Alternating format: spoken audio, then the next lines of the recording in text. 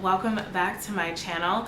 For those of you that are new here, my name is Jess and I am a model and stylist based in New York City, and this channel is focused on style, beauty, and lifestyle through a size inclusive lens. Today's video is one that actually has been requested a few times. I've had people over on Instagram ask me to make this video numerous times, and truth be told, I've just been so nervous to make a video like this. I have recorded it multiple times, but I've never uploaded it. But I am going to be sharing things that I wish I knew before I pursued a career as a plus size model. So if that sounds like something that interests you, stay tuned, lock in, make sure you're subscribed. If you are completely unfamiliar with me and you're like, okay, well, why should I listen to you? Like, you're saying you're a model, prove it.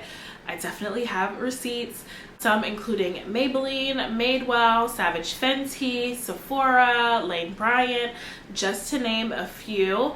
So I definitely have had good industry experience being a model, working within the plus size fashion market, working within beauty. I've learned so many lessons over my career that I feel like I want to share with you guys. So let's get into it. I won't spend too much time going into the story about how I got into modeling. If that's something that interests you guys, feel free to comment below and let me know if that's a video you would like to see. I'd be happy to record that. The first thing that I wish I knew is that there are so many different types of modeling. When I first started, I thought that there was just like one type of modeling and you could say you did it all, and I learned quickly that that is not the case. Just an example of different types of modeling. The first one is what we normally see, which is e-commerce. Think about you're going on a website and you see a model modeling certain clothes, or maybe she has on a certain beauty product.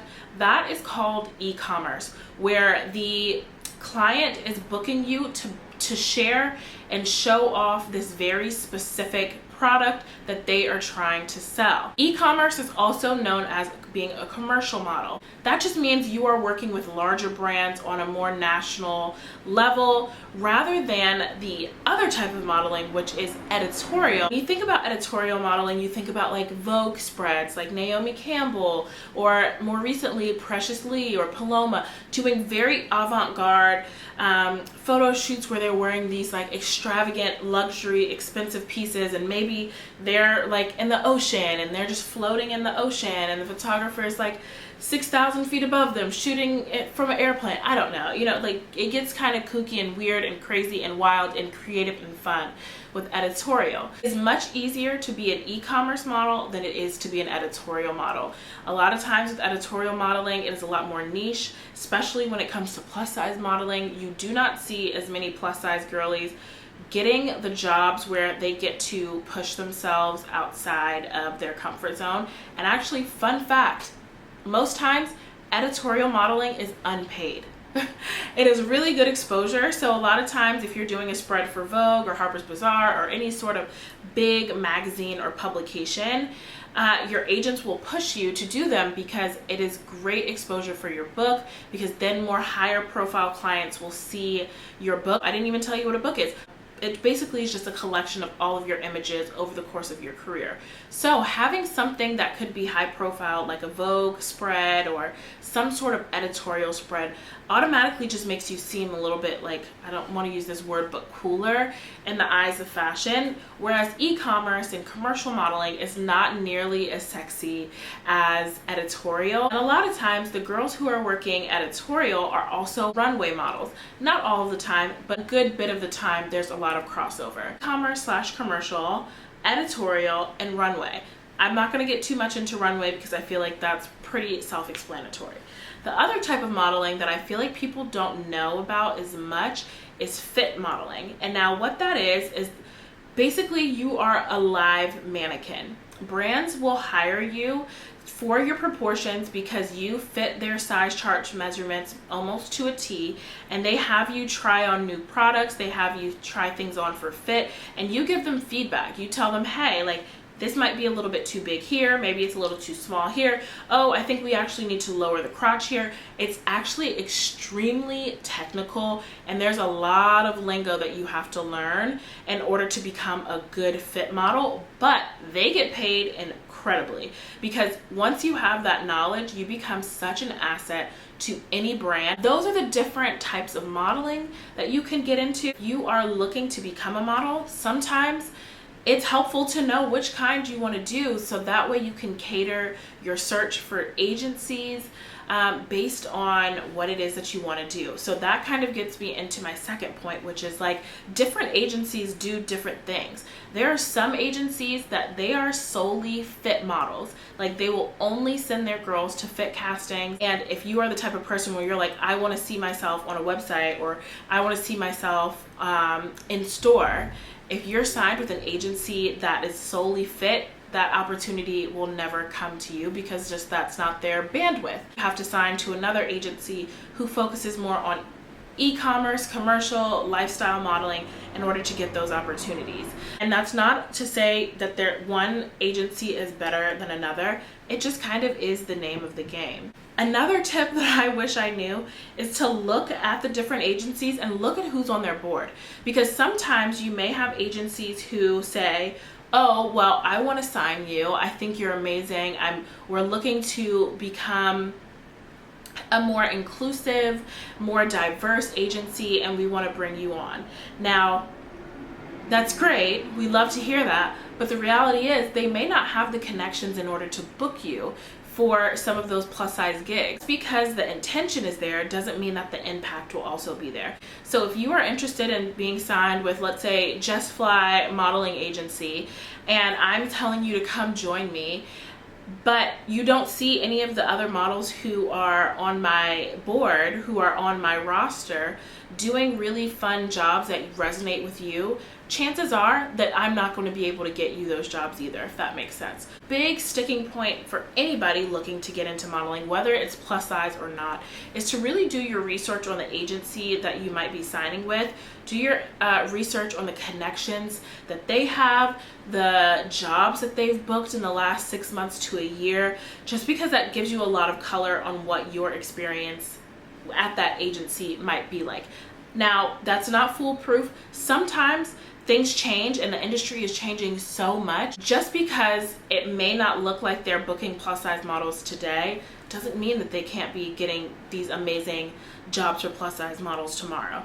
So I just want to throw that out there. But it's so important for you to do your research on what type of modeling you want to do, and depending on that, what type of modeling you want to do, what agency you then reach out to or try to get scouted by. The next thing that I wish I knew before I started modeling is how expensive it is. Think about becoming a doctor. You have to go to medical school, which costs money most times. Being a model also requires a level of investment. Think that it was a shock for me to see how much money I would have to commit to being a model in order to see any results.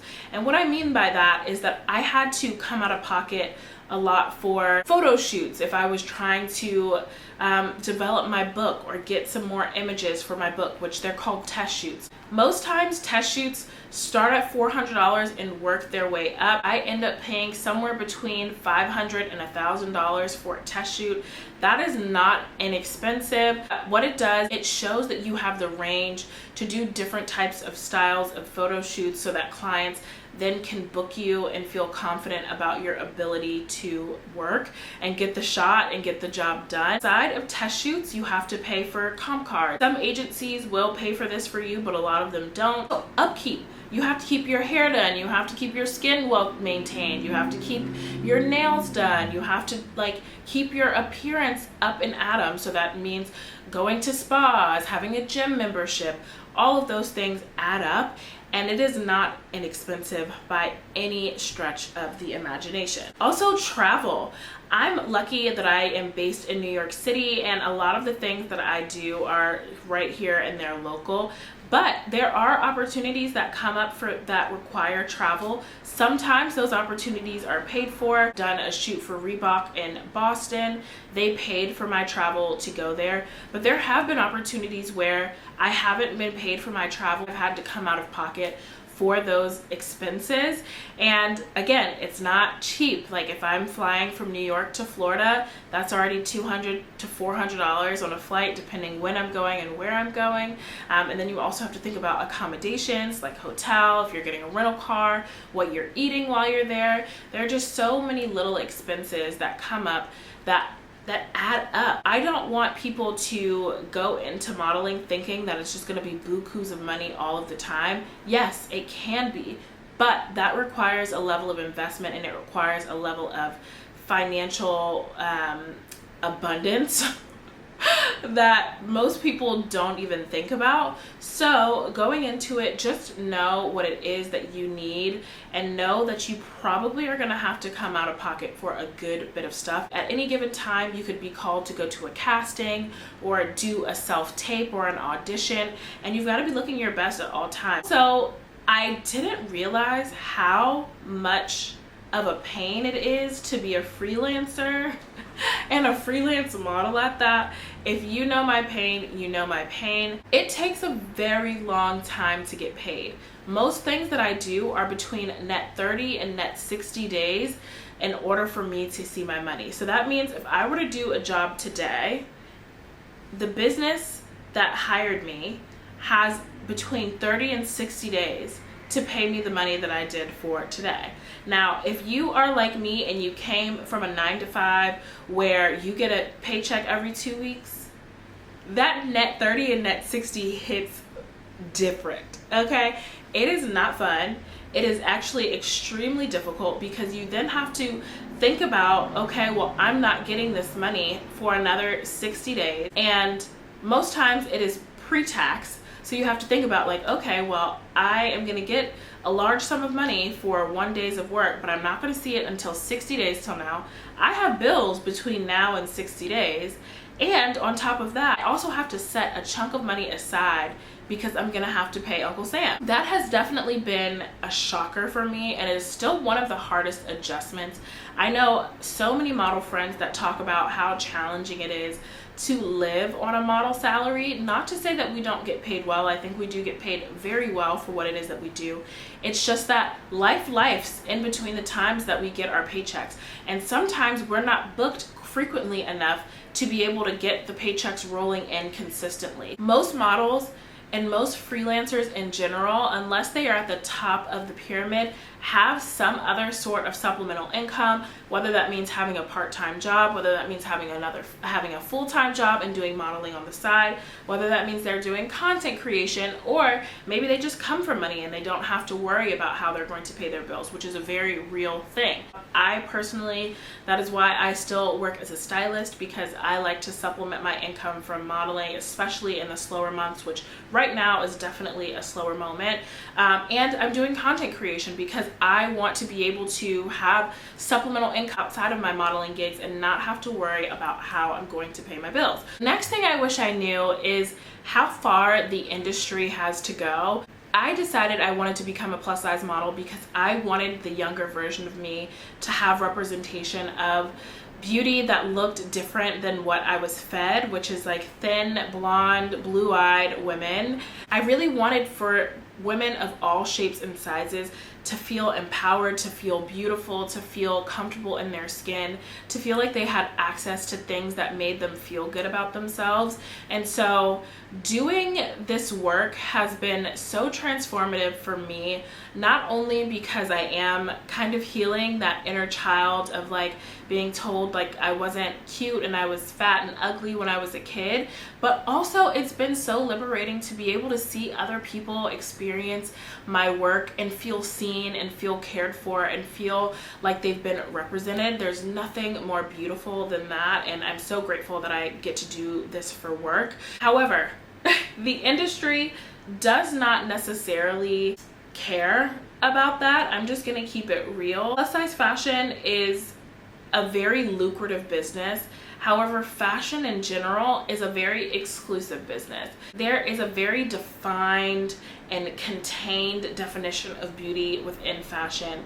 And unfortunately, plus size women do not fit into the definition of what beautiful is in the eyes of the industry. Although we are seeing more plus size models represented in certain campaigns and in certain arenas, I would say the overall undercurrent of fashion in general is not one that is truly inclusive. I have found that a lot of plus size models they look a very specific way, and if you know what I'm talking about, you know what I'm talking about. I'm not going to name names, but just think about the plus size models that we know and love, and we know their names. They all pretty much look the same. They have a very specific body type, which is hourglass.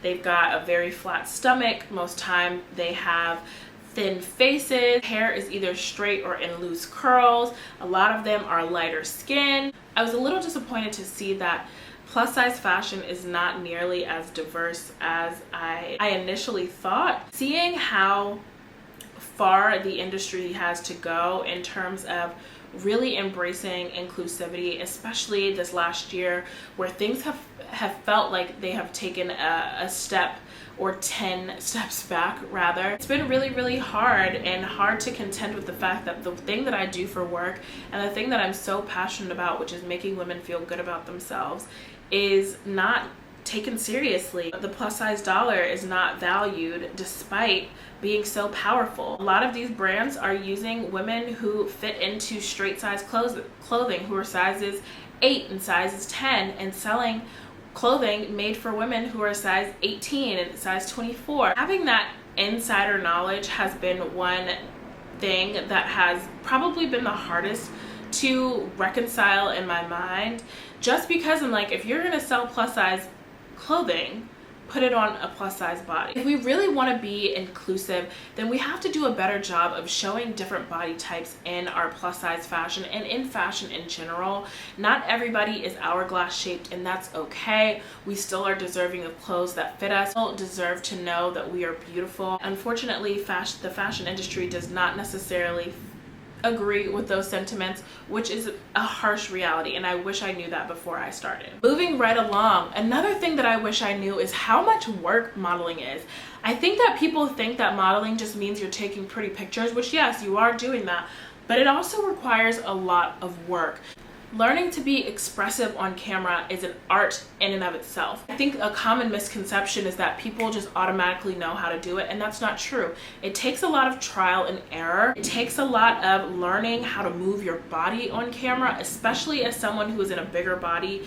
I have to be very aware of what angles look best for me, how to move my body in order to make a garment look its best, how to move my body in order to feel confident and strong, and yeah, also learning to read what it is that the team wants. You have a team, an art director or the designer or whoever, they're trying to convey a specific message, and my job as the model is to learn how to take whatever message it is and use my body as a tool to then create the message and then sell whatever it is that they're wanting to sell. Not as easy as standing up there and smiling in 1, 2, 3. That is not what modeling is at all. And I think that's what I thought. And I was so taken aback to learn that modeling, it takes a lot of work. It's also incredibly physical. You're moving and contorting your body in different ways. You have to be able to be strong a lot of times, especially if you're doing things like if you want to work for Nike or Adidas, you may be running, or you may be doing jumping jacks, or you may be doing all sorts of things.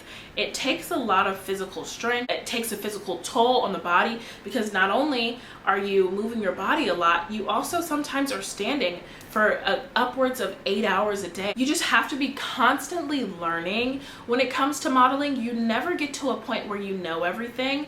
Anytime you're working with a new photographer or working with a new stylist or a new brand, they have a completely different vision for how they want to see you. So you have to constantly be learning, taking in feedback, knowing what you can do, knowing your strengths, but also then pushing the envelope, pushing yourself to be a chameleon and to be able to serve these different looks. And I wish I was saying that like as a joke, but it's so true. You really have to be able to mold and shift. Just, you never know what kind of jobs you're gonna book.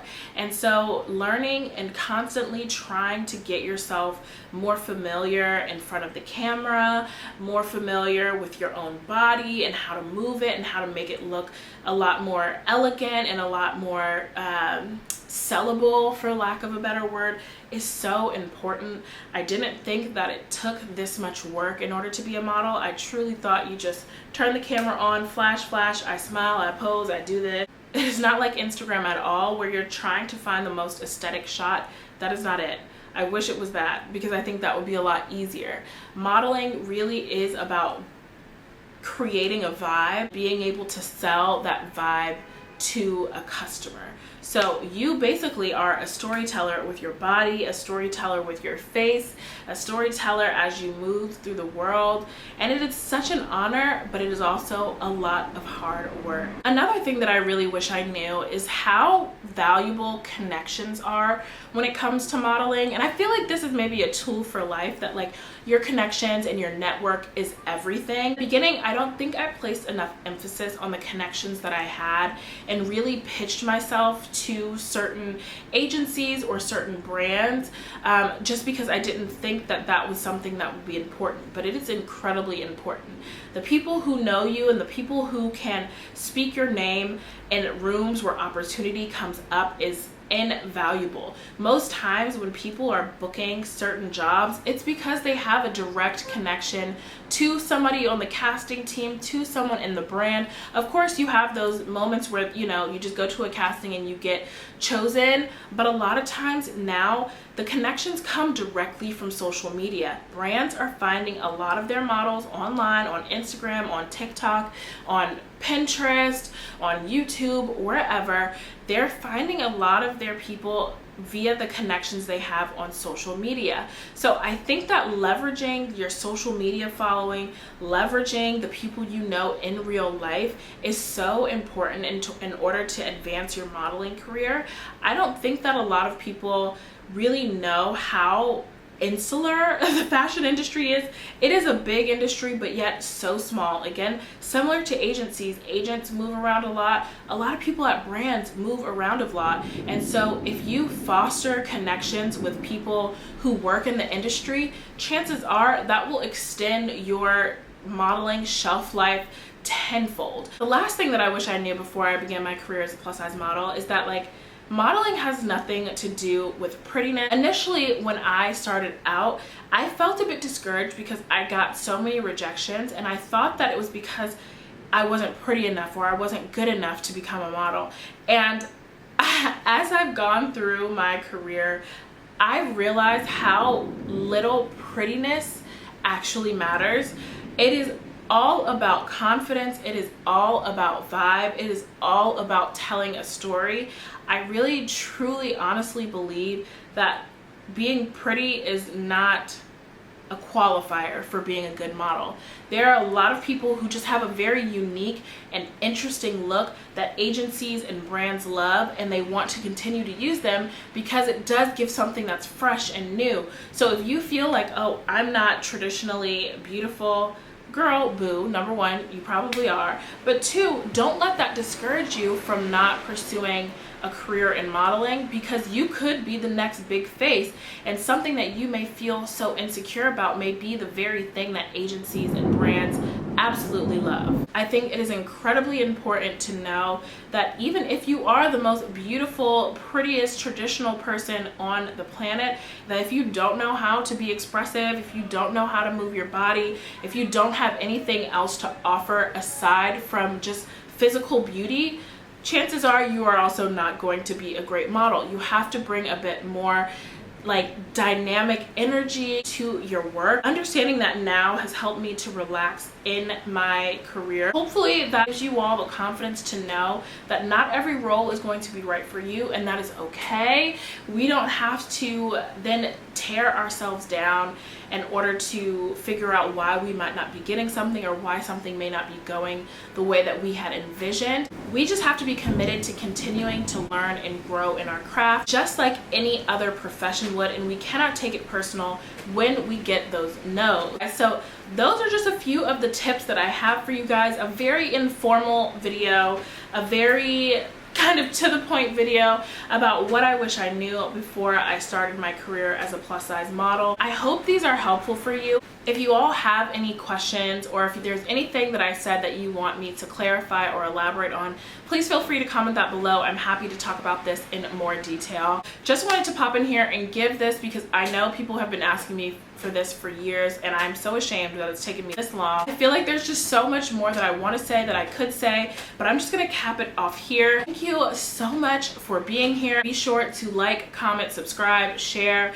turn on the notification bell so you don't miss a video. Thanks for watching. Until next time.